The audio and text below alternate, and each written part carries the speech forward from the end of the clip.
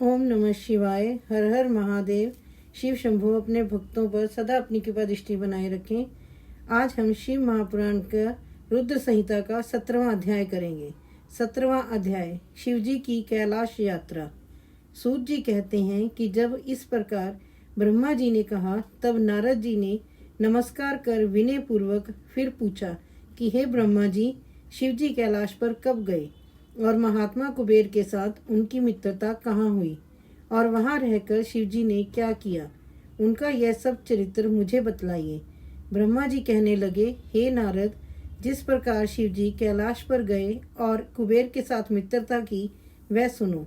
कामीपल्य नगर में एक यज्ञदत्त नाम का ब्राह्मण रहता था, जो यज्ञ विद्या से पारंगत था।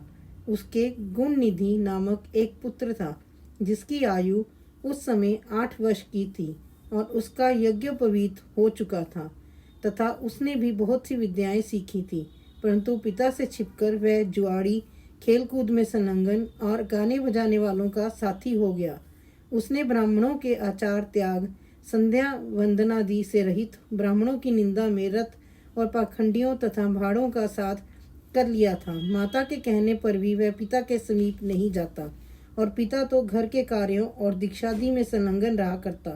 और जब घर आकर अपनी स्त्री से पूछता कि इस समय गुण निधि कहाँ गया है, तो वह कह देती कि इसी समय कहीं बाहर गया है, कहीं स्नान या देवताओं के पूजन के लिए गया होगा।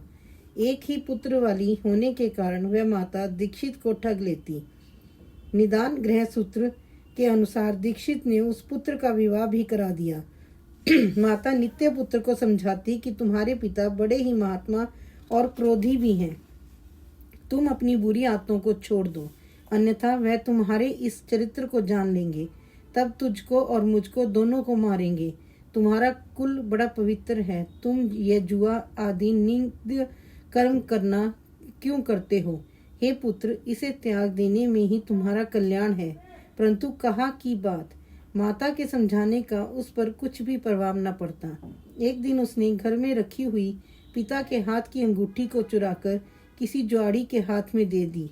दैव योग से दीक्षित ने उस अंगूठी को जुआड़ी के हाथ में देखा और उसने पूछा तो उसने कहा, मैंने कोई तुम्हारी चोरी तो नहीं की है, किंतु तुम्हारे पुत्र ने ही लाकर दिया। वह अंगूठी ही नहीं, किंतु उसने और जुआड़ियों को भी बहुत सा धन लाकर दिया है। परंतु आश्चर्य है कि तुम जैसा पंडित अपने पुत्र को क्यों नहीं जान सके। लज्जा के मारे दीक्षित का सिर झुक गया।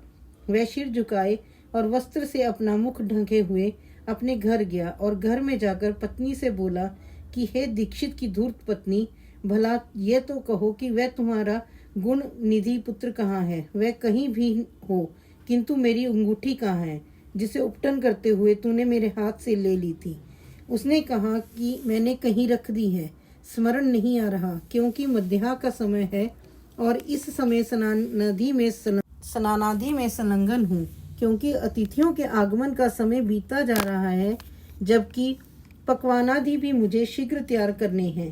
पूजा की सामग्री भी तो अभी एकत्र न कर सकी हूँ। दीक्षित ने कहा, सत्य है, हे असत्य पुत्र को उत्पन्न करने वाली, तू बड़ी सत्यवादिनी है। इसी से तो जब मैं पूछता था कि कहाँ गया है, तब तक तू मुझे अपनी बातों में बहला दिया करती थी। पत्नी से ऐसा कहते हुए ब्राह्मण यज्ञदत्त घर की और चीजें ढूंढने लगा, परंतु जब एक भी चीजें ना मिली, क्योंकि पुत्र ने उन्हें जुए में दे डाला था और उसकी माता पुत्र की ममता में पड़कर उसके दोषों को छिपाती फिरती थी, तब सारा दोष अपनी पत्नी का जानकर उस ब्राह्मण ने जल लेकर स्त्री पुत्र को तिलंजनी दे दी और किसी क्षत्रिय ब्राह्मण की कांता से अपना दूसरा विवाह भी कर लिया। हर हर महादेव। जय जय श्री राधे, जय जय श्री राधे।